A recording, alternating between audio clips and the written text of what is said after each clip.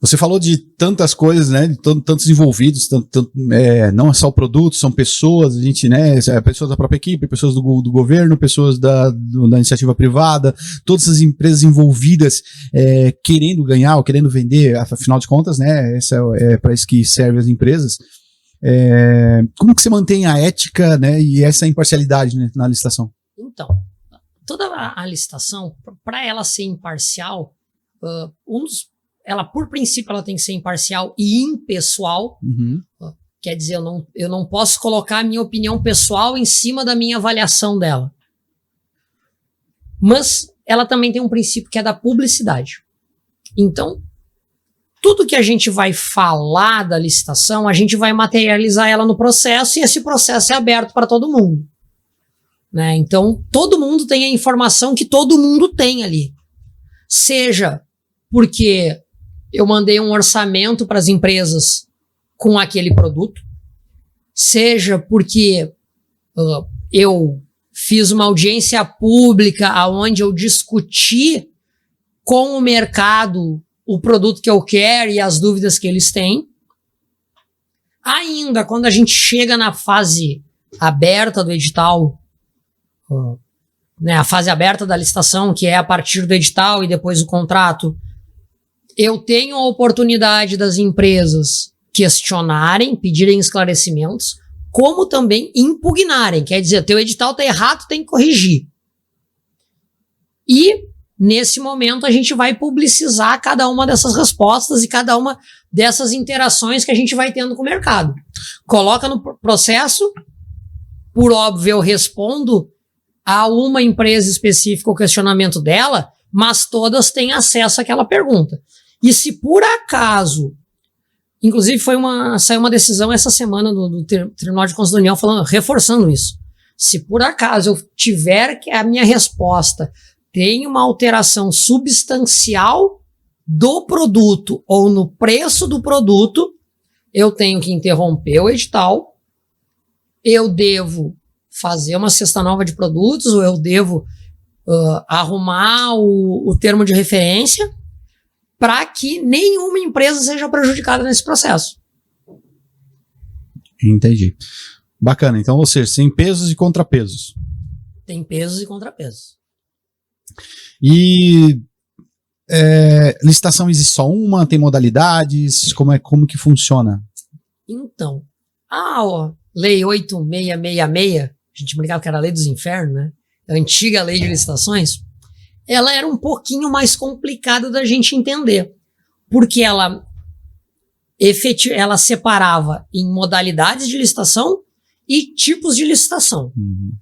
Né? A nova lei, ela aglutinou isso. Então, eu tenho uma modalidade, referência a um tipo. Ficou melhor. Então, na lei antiga, eu falava em carta convite, em concorrência, em tomada de preço, que era basicamente uma escala de valores. Carta de preço eu posso usar até, carta convite eu posso usar até valor de tanto, concorrência até o valor de tanto, e tomada de preço depois disso. E eu tinha os tipos de licitação. Menor preço, melhor técnica e qualidade. O que acontece na nova lei? A nova lei ficou mais fácil de entender isso. Né? Toda vez que eu tenho um pregão, que foi uma modalidade introduzida depois para uma lei específica nas licitações, toda vez que eu tenho um pregão, eu estou falando em comprar por menor preço. Menor preço do que eu especifiquei, não é o menor preço de qualquer coisa. Né? É o menor preço daquele produto que eu descrevi. Então, pregão é menor preço. Seria um valor máximo a pagar. Eu vou publicizar. Agora na nova lei até não precisa. Eu posso esconder o valor máximo que eu vou pagar. Para gerar competição. Uhum. Para gerar uma melhor oferta. A nova lei permite um jogo da compra.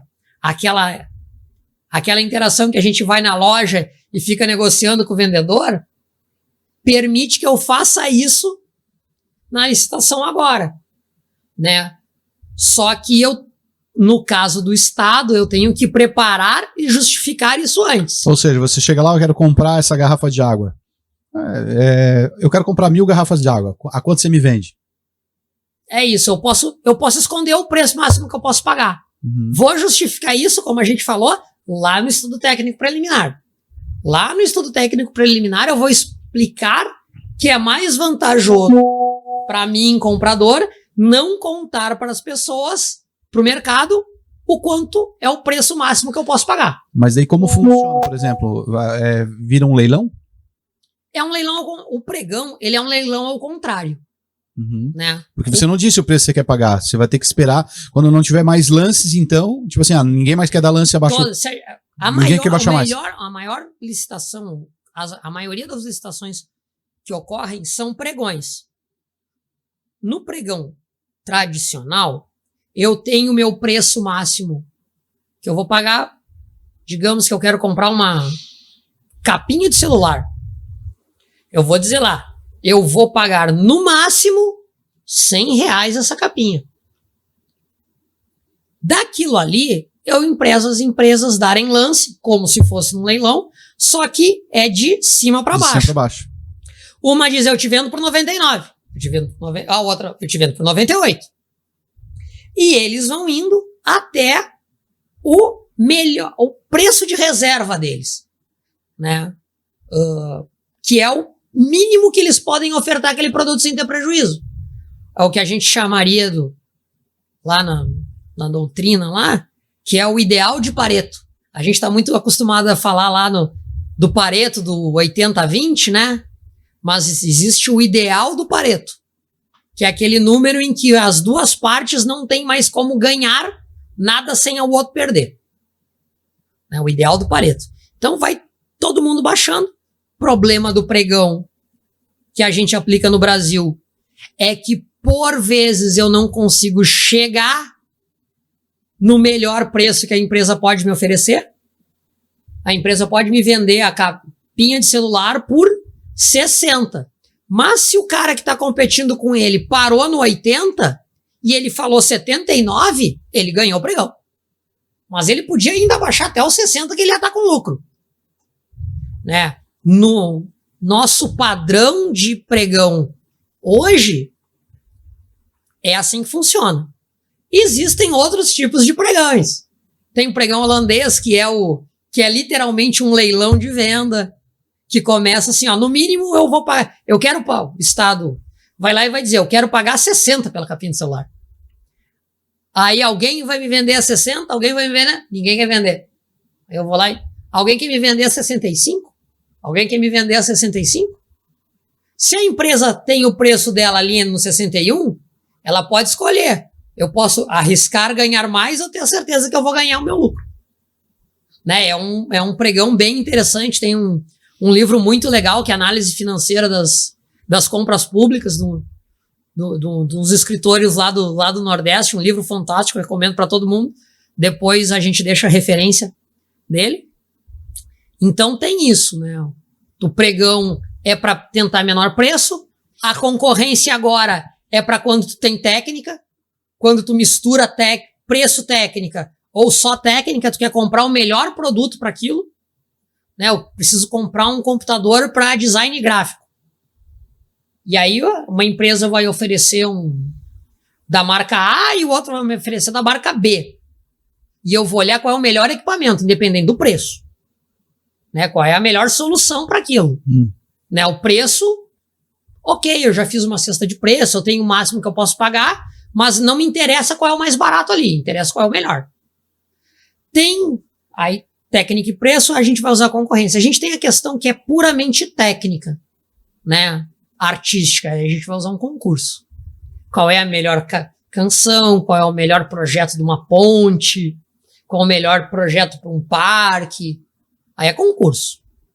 Né? E a gente vai ter, que a gente falou também lá antes, que é o diálogo competitivo agora, que é aquela modalidade de licitação nova que eu vou dizer para o mercado só assim, eu tenho um problema, meu problema é esse, eu tenho essas condições, o que é que vocês têm de solução aí para mim? Ou seja, nesse caso você vai definir um preço, eu tenho esse problema e tenho X de verba para gastar. Toda vez que eu vou comprar agora, eu tenho X de verba para gastar. Eu me refiro porque os competidores vão ter que saber um orçamento que você quer. Eles têm que ter uma ideia de Né? orçamento. Eles, eu quero chegar até Marte. Eu quero construir um foguete, mas eu tenho R$100 para gastar. Não faz sentido, sonho, né? Tu constrói uma máquina de sonho. Isso. Né? Não faz sentido, a empresa não vai ter como, né? Ou seja, então vai ter um orçamento ali, alguma coisa nesse sentido, ou não? Sim. O que a gente tem que entender? Quando eu tô lá no estudo técnico preliminar, muitas vezes aquelas pessoas não vocacionadas ou que não estão interessadas no processo de compra e venda vão simplesmente olhar oferta e demanda. Eu preciso disso aqui e tem A ou B empresas que me fornecem isso aqui. Mas um processo, um estudo técnico preliminar bem elaborado, ele vai ser calçado em seis itens assim para a gente analisar. Demanda, que é a quantidade que eu preciso. É muito mais fácil eu comprar alguma coisa para o batalhão de operações especiais do que para a polícia inteira, porque eu tenho menos gente, tenho uma demanda menor. Depois eu vou olhar o quanto eu tenho de orçamento, né? Qual é o montante de dinheiro que eu tenho, porque isso vai me influenciar na quantidade que eu possa comprar, vai me influenciar no próximo item, que é a qualidade. O que eu posso pedir de qualidade daquele produto? Eu posso comprar um coldre com uma retenção para a polícia inteira, ou eu posso comprar um coldre com 3 retenções para o grupo de intervenção, com o mesmo orçamento. Então a qualidade do produto, aqueles requisitos que eu estou colocando no produto me influenciam no geral. Eu ainda vou ter por si o custo do produto, né? Aquele custo de mercado, um coldre com uma retenção tem um preço, eu já sei. Um coldre com 3 retenções tem outro preço. Um coldre de couro tem um preço, um coldre de Kydex tem outro. Eu ainda vou ter uma questão que é muito importante, que influencia e as pessoas não têm noção das coisas, que é o tempo. Quanto tempo eu tenho que entregar esse produto? Eu tenho isso em estoque? E muitas vezes a pessoa mal intencionada, né? Aquele cara, ele usa o tempo como um fator restritor para não ter ampla concorrência, para não deixar todo mundo participar, para direcionar uma licitação. Isso que é errado. Tu tem que avaliar o tempo que o mercado te responde para entregar. E, por óbvio, depois que tu junta esses 5 itens que eu falei, né? Demanda, orçamento, qualidade, custo do produto e o tempo de entrega, tu tem a oferta. Tu tem a quantidade de empresas que vai te oferecer. Eu não posso juntar esses 5 e só ter uma empresa. Estou direcionando uma licitação, isso é errado. Isso não pode acontecer, eu tenho que reavaliar para mim ter ampla concorrência, para mim ter. Ou senão eu vou lá e vou justificar, realmente, só tem essa. E aí eu nem vou abrir uma licitação, eu só vou comprar deles. Por aquela técnica da inexigibilidade. Isso. Eu sei que tem bastante responsabilidade nesse cargo, muitos influenciadores, né? Eu digo, tanto do governo quanto as pessoas envolvidas, as empresas. E como é que vocês fazem, como é que é a política de prestação de contas disso? Depois que foi feita a licitação, depois que aconteceu, vocês têm que prestar conta para alguém, não é prestado conta? Como é que funciona isso? Até para o TCU? Então, como funciona assim? Todo o processo, ele é auditado e auditável. Então, ele tem que seguir a formalística dele. Então, eu não posso abrir, por exemplo, eu não posso abrir um processo. No governo federal, eu não posso abrir um processo de licitação sem ter a previsão do orçamento. Então, o controle interno já faz isso, né? Já não deixa a gente abrir. Depois do controle interno, a gente ainda tem... Quando eu abro um processo de licitação, dependendo do volume dele, do valor, ele automaticamente já é captado por alguns robôs que os tribunais de contas têm. né? Então, eles já colocam isso na supervisão da Controladoria da União ou da Controladoria dos Estados, para que esse pessoal da Controladoria não possa só, e é errado ter essa pecha de que Controladoria, Tribunal de Contas só está lá para fiscalizar e para punir, mas eles estão lá para nos ajudar a fazer um processo, né? O pessoal da Ajudância Geral da União lá, das Conjur, lá, eles eram muito solícitos em estar presentes e nos auxiliarem a evitar problemas, né? O processo de controladoria, auditoria e compliance, né? Eles estão lá para fazer com que os processos eles atinjam o objetivo. Eles não estão lá para punir. Eles não estão lá só para fiscalizar, para fiscalizar. Então, a gente tem várias fases em que esse processo é fiscalizado, seja por um ente externo, no caso do governo federal, Controladoria Geral da União e as consultorias jurídicas que vão lá fazer pareceres jurídicos e vão fazer análise jurídica dos atos da licitação, mas a gente vai ter também uma controladoria interna do Ministério, como a gente tem dentro das polícias uma controladoria interna, e eles estão lá para nos auxiliar, para pegar aquela experiência que eles têm de vários processos e identificar alguns pontos que têm risco. Mapa de preço é uma coisa que eles olham muito para ver se tem todos os itens lá da cesta de preço. Eles cuidam muito a área jurídica, eles não entram muito na área técnica, né? A área técnica, ela normalmente ela é fiscalizada por técnico, né? E o maior técnico que tem é mercado, né? O mercado te fiscaliza. Então, cada vez que tu dá publicidade pro ato, o mercado vai lá e vai dizer: ó, meu filho, tá direcionando isso aqui. Ó, isso aqui não tá bem feito. Essa norma tá errada. Já aconteceu da gente publicar edital e empresa for lá e dizer: olha, eu entendo o que é que tu quer, mas não é mais essa norma. Ela foi atualizada. O teste não é mais esse. Então, tu tem tanto fiscalização interna quanto externa do mercado, né? E a gente ainda vai ter uma participação dos nossos interessados, né, os stakeholders lá. Por exemplo, quando a gente comprava para o programa, eu vou doar para as polícias. Esse produto chega nas polícias e o responsável pelo recebimento vai conferir se ele está recebendo o produto que a gente comprou.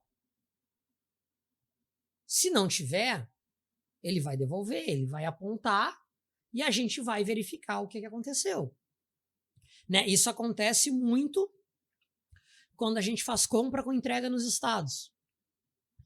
Né?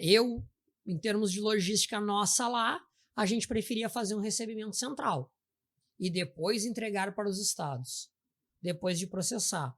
Algumas licitações são feitas, especialmente pelo governo federal, com entregas regionalizadas. Então, não é a equipe que participou do processo de compra ou que tem acesso à equipe de compra, né, a equipe de fiscais de contrato, quem recebe no estado é totalmente alheio, às vezes, ao processo.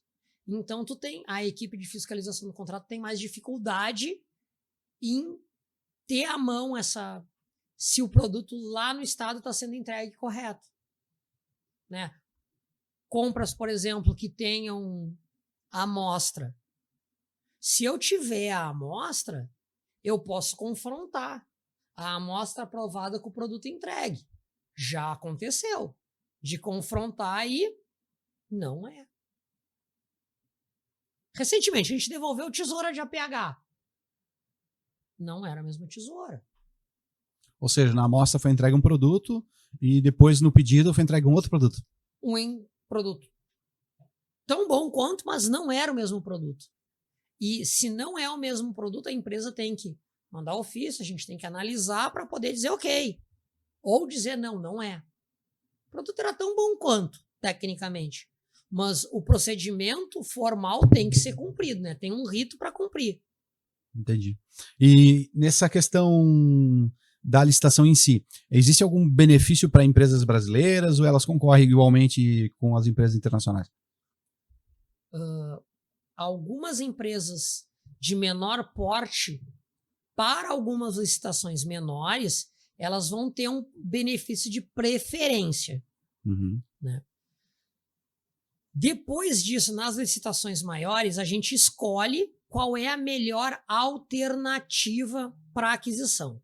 Qual é o que é mais seguro para aquisição. Vou fazer isso lá no estudo técnico preliminar, em que, em regra, eu devo fazer uma licitação nacional se tiver produto nacional, e as empresas de fora podem vender? Podem. Elas só vão ter que nacionalizar o produto delas.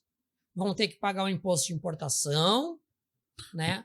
Vão ter que trazer o produto para a regra nacional para poder ofertar. Vão entregar desembaraçado, então. Vão entregar desembaraçado, como se nacional fossem. Né? Quando eu não tenho produto no Brasil, ou é muito escasso, tem uma, duas empresas no Brasil fabricando um produto, aí sim, correto seria eu buscar o mercado externo para trazer isso para cá. A importação paga menos imposto, a gente não paga imposto quando importa, mas no momento da licitação eu tenho que fazer uma equivalência. Eu tenho que transformar o valor do produto de fora do Brasil como se ele fosse nacionalizado, para ser justa a competição. Por quê? Porque a gente sabe que a gente tem uma carga tributária grande no Brasil e isso influencia no preço. Então eu tenho que equiparar as propostas. Né? Por mais que eu depois vá pagar um produto importado mais barato, porque eu vou tirar todos esses impostos, na hora da competição ele tem que estar, o valor que a empresa está me ofertando tem que ser igual com a mesma carga tributária da empresa do Brasil. Entendi. E como é que você falou que vendia a nível Brasil, né? Vendia não, você entregava produtos a nível Brasil, né? Para todas as polícias e tal. Como é que vocês se envolviam com essa necessidade das polícias? Porque a necessidade de quem trabalha, por exemplo, na Caatinga lá é bem diferente do policial que trabalha aqui na Orla Marítima ou do quem trabalha no Rio Grande do Sul, na área gelada, por exemplo, né? O que acontece? A gente conversa com todo mundo para fazer um diagnóstico, né, com todas as polícias, e tenta achar um produto que atenda de maneira geral todo mundo. Coturno, com algumas exceções, é o mesmo para todo mundo. Sim. Né? Quando a gente vai comprar uma jaqueta de inverno, como a gente comprou, eu sabia que para a região norte, ela vai ser um abrigo de chuva. Na região centro-oeste, ela vai ter o melhor uso dela, porque ela vai atender a baixa temperatura do centro-oeste e vai atender a chuva, vai cortar o vento. Eu sei que na região sul, ela vai me servir mais como corta-vento. Né? Então eu consigo dimensionar, esse produto eu posso comprar um produto só para o Brasil inteiro. Quando a gente começou a pensar em barco, a gente pensou em um barco só. A gente descobriu que o Brasil tem realidades aquáticas de policiamento embarcado muito diferentes. Rios, o barco que eu uso no Acre, eu até consigo usar no Rio Grande do Sul. Mas como é que eu vou colocar ele numa entrada de mar aonde tem onda? Porque o barco do Acre, o barco do Rio Grande do Sul, ele necessariamente tem que ser de baixo calado, porque eu tenho rios que tem 15, 20 centímetros e tem pedra no fundo. Ele não pode ser um barco grande. E, por óbvio, ele vai ser mais lento do que os outros. Ah, mas aonde eu tenho onda? No rio Amazonas. Posso andar com esse barco? Posso. Que vai andar mais devagar? Vai. Mas eu preciso de um barco que tenha um desempenho melhor. Então, o barco que navega no rio Amazonas, o barco que navega na Lagoa dos Patos, no Rio Grande do Sul, vai ser o barco que vai navegar numa baía de Guanabara, numa enseada de Santos, né? Ele precisa ter a capacidade de cortar onda. Um barco que vai entrar no mar, ele precisa ter uma capacidade de manobrar com onda, que já é outra coisa diferente. Aí eu coloco blindagem? Não coloco blindagem? Um barco para trabalhar no Amazonas precisa ter uma grande autonomia. A gente pensou em um barco só e no final a gente já estava na cabeça entre 3 e 4 barcos para o Brasil inteiro. E o que aconteceu? Os barcos são diferentes ou foi um barco que atende todo mundo? Porque, assim, quando você fala numa coisa que atende todo mundo, me parece aquele videocassete com TV, lembra? Não dá certo. Tipo, né? Então, a gente conseguiu chegar num barco que atende a necessidade de baixo calado. Entendi. De água rasa. Esse serve para todo o Brasil, aonde tem água rasa. Esse a gente já comprou. A Polícia Federal, uma parceria com a Polícia Federal bem interessante. A gente fez a especificação técnica e eles licitaram, a gente trabalhou em conjunto. Agora, barcos para portos, eles estão licitando e, essencialmente, a especificação técnica foi feita por eles, porque o expertise era deles. Né? E aí já é um barco que vai atender tanto a entrada de mar, que a gente chama onde tem onda, como vai atender o grande lago, né? Vai atender o Rio Amazonas, Rio Solimões, Rio Paraná ali, o Lago de Itaipu e a Lagoa dos Patos. Porque onde tem muita onda, Lagoa dos Patos dá onda de 1 metro, Nossa. Dependendo do virado. E água interna, né? Dá uma onda de mar. Rio e Amazonas também. E água doce, água interna, fechadinho. Rio Amazonas dá onda de 0,5 metro, 75 centímetros. E se tu precisa ter um barco que corte essa onda, e aí não é um barco que vai andar em água rasa, né? Então a gente já está chegando no segundo. A gente já tem alguns barcos muito interessantes. O primeiro projeto feito para a Polícia Federal do Amazonas, né? Um barco com 29 pés. Esse casco já foi usado para a Polícia de São Paulo, já foi usado no Pará, né? E um desenvolvimento nacional. Olha que bacana. Né? Ou seja, o casco é o mesmo, porém muda as características depois de cima. Troca motor, porque depende da característica que quer, se quer com mais blindagem, se quer aberto, se quer com a cabine fechada. Entendi. Então a gente tem... E isso partiu de um modelo americano que foi trazido para o Brasil. Ah, tá. Essa compra já foi nessa nova modalidade de licitação, de parceria, não? Com as empresas? Não. Não, foi a gente conseguiu chegar numa especificação técnica em que a gente, desenvolvendo o trabalho, enumerou os requisitos do barco, mas não disse para a empresa como é que ela tinha que fazer. Ah, então disse o que, mas não como. Disse o que, mas não como. E, olha, eu quero que o barco tenha 2 horas de autonomia. Eu quero que ele transporte 600 quilos de carga total. Uma conta tipo 150 quilos por tripulante. Incluindo pessoa, colete, mochila, equipamento extra. Eu quero que ele tenha tanto de velocidade final. E a empresa fez o barco. Colocamos lá o motor de referência e ela construiu o barco. Dissemos a dimensão dele, até 6 metros. Pode fazer. A gente ainda teve que fazer uns ajustes já no protótipo. Era uma questão prevista, né? Como o termo de referência, ele não dizia especificamente esses detalhes e a gente deixou para a empresa usar a expertise dela para fazer. A gente sempre tem um ponto de ajuste. Né? Esse ponto de ajuste, a gente faz uma inspeção na embarcação 01 para colocar o tamanho de banco. Por exemplo, a gente trocou o suporte do banco. Esse suporte do banco tá muito largo. A gente não consegue andar dentro do barco com ele. Ajustamos a posição dos bancos e eles terminaram de fazer o projeto, entregaram um protótipo, a gente testou e tá salvando vidas por aí. Já tem algum projeto nesse novo tipo de licitação, não? Em andamento, alguma coisa em aberto? Diálogo competitivo? Isso. Não, ainda não. Não abriu nenhum. Ainda não abriu nenhum, porque a gente está esperando o Ministério, lá, o pessoal que faz a regulamentação, fazer uma norma para dar os detalhes de como vai ser feito isso. Né? Porque a lei deu o conceito. Uhum. Né? A gente precisa ter isso regulamentado. Até para garantir isonomia. Para garantir isonomia e todo o processo, e para todo mundo fazer o mesmo processo. Sim.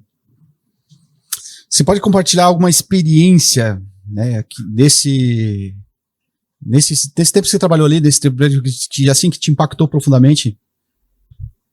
Assim, pô, esse equipamento a gente comprou, claro, a gente, né, já citou até no início agora um salvamento que teve com esses barcos, né? E se algum outro assim que seja mais impactante, ou esse foi um dos mais impactantes? Esse foi o último, mas a gente teve um sargento, então sargento do Mato Grosso, que eles num confronto, ele foi alvejado e precisou torniquete. Precisou atendimento para estar lá. E os kits que estavam lá eram os nossos kits. Né? Que legal. Porque o Estado ainda não tinha conseguido comprar os deles. Fez toda a diferença para ele. Fez toda a diferença para ele. E o local era um local de difícil acesso? Era o cidade? Norte do Mato Grosso, quase fronteira... Perdão. Norte do Mato Grosso do Sul, quase fronteira com o Mato Grosso. Ou seja, um local que se ele não tivesse torniquete... Área remoto. Ele ia... Provavelmente ele teria tido um choque hipovolêmico bem complicado assim. Nossa, a situação dele lá para ser socorrido. Isso é bem impactante, né? De você ver que o teu trabalho tem resultado mesmo, né? Vale cada centavo. E diante desses anos, né, trabalhando com intendência, como a tecnologia afetou esse trabalho policial? Até a compra, né? Porque a tecnologia está evoluindo o tempo todo, né? A gente sabe que às vezes as corporações são um pouco mais letárgicas para chegar num... Foi o que você falou da tecnologia do celular, né? Smartphone e tal. Como que a tecnologia impactou o trabalho policial nesses anos? A gente tem dois impactos de tecnologia. A gente tem um impacto interno que é cada vez mais a sistemática de logística, que é transporte, estocagem, como é que eu vou calcular o meu pedido certo, fazer uma compra mais específica de numeração correta de uniforme. Essa organização interna com mais tecnologia, com mais computadores, hoje com inteligência artificial te auxiliando a fazer esses processos, é uma questão importante porque ela otimiza o gasto, né? Ela otimiza o dinheiro. E a gente tem visto muita tecnologia, acesso à tecnologia. Não só o operador nos trazer soluções que ele encontrou, muitas vezes podendo me dizer assim, chefe, não precisa comprar um visor térmico de 800 mil reais que enxerga 10 quilômetros 12. É um brinquedo fantástico. Garanto pra você. Se a gente comprou 4, tem 2 aqui no Paraná. Sim, é incrível tu enxergar a 5 quilômetros e tu tá vendo as pessoas dentro de uma casa. Né? Tu tá vendo ali no entorno de casa. Mas o operador chega e diz, não precisa comprar isso. Eu preciso enxergar a 150 metros. Tem esse aqui de caça. E aí tu vai lá e vê que tem tecnologia disponível muito mais barata.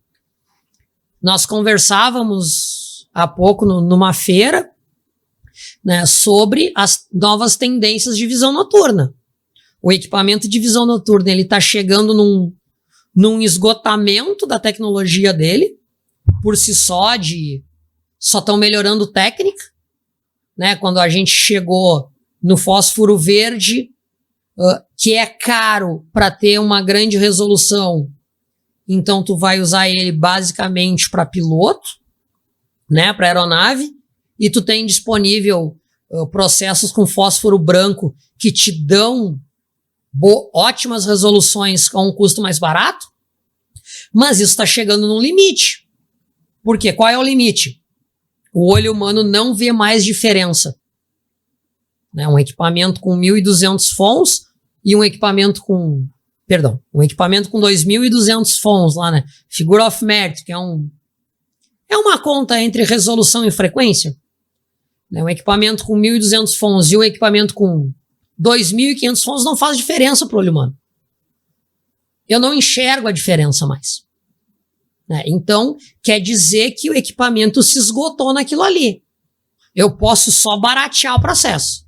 Eu não preciso mais melhorar ele. E o que vem melhorando hoje o equipamento é visão de fusão. Eu pego o equipamento a Night Vision, né, que é um equipamento que ele intensifica a luminosidade residual. E eu coloco dentro dele um equipamento de visão termal. E eu tenho acesso às duas tecnologias no mesmo equipamento. Então esse é o futuro dos NVGs. Em compensação, a gente começa a ter no mercado equipamentos de visão noturna digital. Eles não têm a qualidade do equipamento militar? Não tem. Usa para Airsoft hoje. Mas daqui a alguns anos, ele vai ser uma tecnologia robusta o suficiente para a polícia usar a um preço de tecnologia de informática. Cada vez mais barato. Né? Com a frequência e resolução suficiente para a gente usar. Hoje não dá ainda para usar no serviço. O pessoal joga Airsoft? Joga. Mas já é um sinal de que no futuro, daqui a 5, 10 anos, vai ser uma economia que vai democratizar a tecnologia. Isso impacta diretamente o serviço de segurança pública, não? Porque o policial, por exemplo, antes ele não tinha tanto equipamento assim disponível, né? Você mesmo falou que os visores noturnos eram poucos, né? Só São Paulo, acho que citou. São Paulo e o COT da Polícia Federal. Que tinha alguma coisa, né? E agora, então, ele já está disponível, começa a ficar disponível para outras pessoas, né? Outras... Isso é uma coisa interessante. Nós compramos 230 equipamentos. Distribuímos nos estados do programa. Essa compra de 230 equipamentos, na sequência, a Polícia Federal comprou mais uns 250, 300 equipamentos entre monóculos e binóculos. Isso fez com que esta empresa que vendeu os produtos trouxesse primeiro uma bancada de manutenção e hoje uma linha de montagem do produto no Brasil. Melhorou o meu ciclo de vida do produto. Hoje eu não preciso mais exportar o produto para fazer manutenção. É tempo, é caro. É tempo, é caro, é custo. Hoje tem isso no Brasil. Tem disponível. Hoje a gente já tem um monóculo de visão noturna. A gente já tinha um monóculo de visão noturna montado pelo Exército. Hoje a gente já tem monóculos e binóculos montado por uma empresa particular no Brasil. A gente já tem binóculos de visão termal montados no Brasil. Então a gente começa a agregar tecnologia de defesa que vão nos dar mais independência. E essa tecnologia digital é um caminho sem volta. A gente vai ter isso. O que ela tem que adquirir agora é a robustez suficiente para ser, a robustez e a confiabilidade para ser usadas no serviço policial. Né? A gente vê câmeras, né? Por exemplo, a nossa cidade aqui, ela tem muitas câmeras. Né? Há muito tempo isso não era nem possível. Hoje a gente tem um outro olhar que está o tempo todo, né? Hoje tu tem câmera, essa câmera é ligada numa inteligência artificial. Reconhecimento facial. Que processa isso, por exemplo, lá em Brasília e pode juntar nos sistemas como o Alerta Brasil da Polícia Rodoviária Federal ou o Córtex do Ministério da Justiça, que permitem que a gente mantenha o acompanhamento de veículos no Brasil inteiro. O algoritmo permite que eu reconheça escolta de um carro. Né? Bacana. E isso facilita a decisão do policial em abordar ou não abordar. Né? Essas câmeras têm visão noturna? Tem. Antigamente uma câmera com visão noturna era um trambolhão. Hoje elas estão sendo miniaturizadas. O que elas precisam para a gente usar, por exemplo, em equipamentos de visão noturna, é a robustez e a confiabilidade. E eu vou poder ter isso disponível nas cidades. Se eu tenho isso disponível nas cidades onde a maioria dos eventos policiais ocorrem, né, eu posso democratizar a tecnologia aqui a um custo muito mais baixo, e aí sim, comprar equipamento com tecnologia de fósforo para quem vai operar em região remota, né, que precisa daquele equipamento, daquela característica muito mais robusta.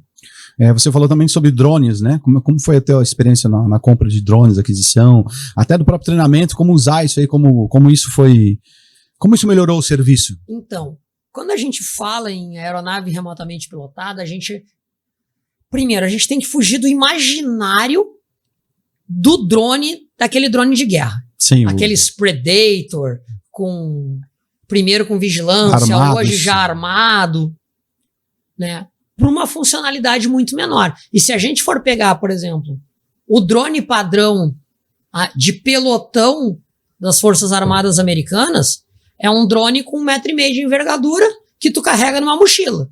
O Raven. Ainda é um equipamento, por ser um equipamento militar, ele é um equipamento caro. A gente pode, e ele é um drone tático, ele foi feito para voar ali 2, 3 horas, porque ele tem um motor a combustão. Perdão. Elétrico a combustão, não me lembro. Mas ele não voa muito.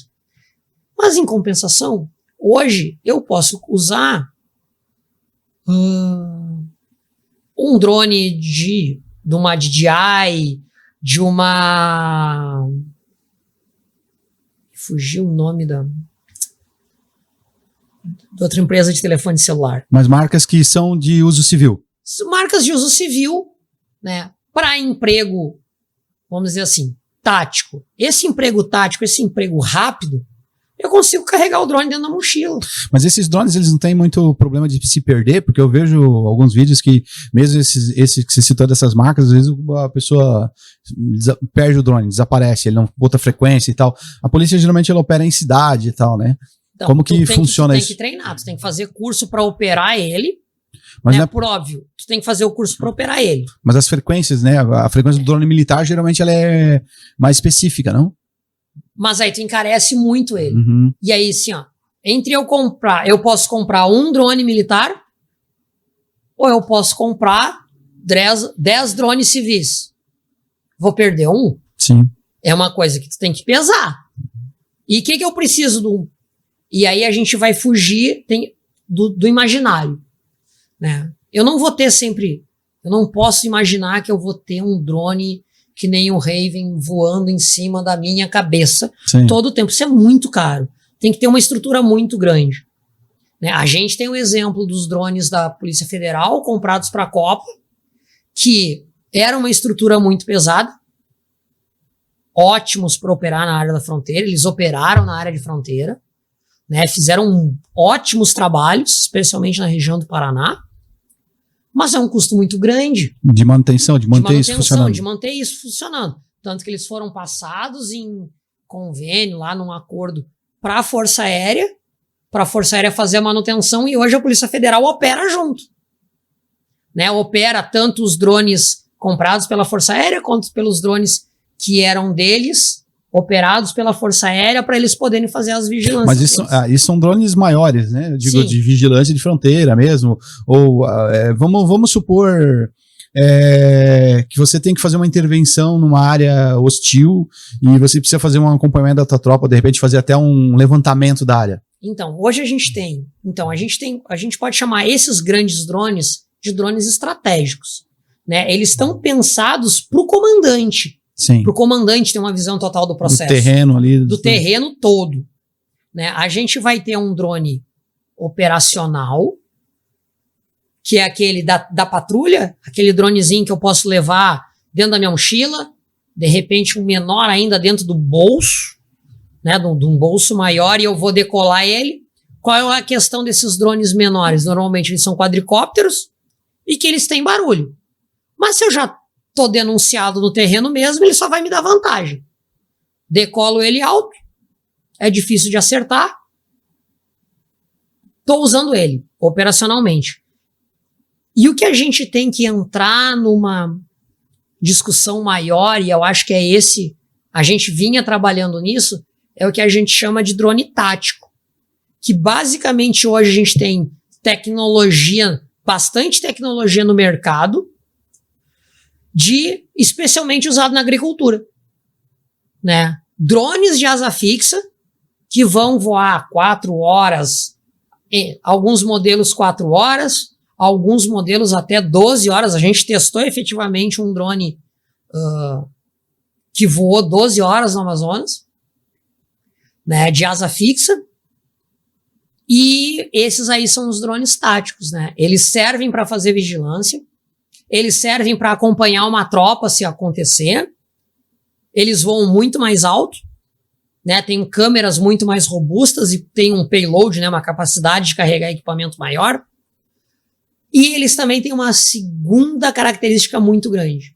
Eles aceitam programação de inteligência artificial. Eles aceitam que eu coloque um roteiro de vigilância sozinho neles. Eles aceitam que eles transmitam a imagem para um computador com uma inteligência artificial que faça reconhecimento, por exemplo, de um barco, de um porto, de uma pista de pouso. O que hoje existe a nível de satélite no Brasil, disponível para as forças de segurança, mapearem e mapeia o território nacional uma vez por dia e consegue, depois de um determinado local lá, me dizer depois de 2, 3 dias se alguém está fazendo um desmatamento ou está construindo uma pista de pouso. Eu tenho isso numa AI para o drone voando também. Uma questão mais curta, então. Uma questão mais curta de acesso mais rápido. Uhum. Né? Isso são tecnologias que existem no mundo, que estão muito mais disponíveis, especialmente nas academias, né, nas universidades, e são serviços que a gente pode usar, né? Novamente, a gente tem que conversar, tem que ter laboratório de inovação. Brigada Militar tem um laboratório de inovação. Quem sabe com essa nova forma de licitação surja muito mais coisas, né? Com diálogo competitivo, sim, é uma possibilidade muito grande de cada vez mais a gente ter mais soluções assim, né? De usar tecnologias de mercado para emprego policial a um custo muito mais baixo. E aí democratiza a tecnologia.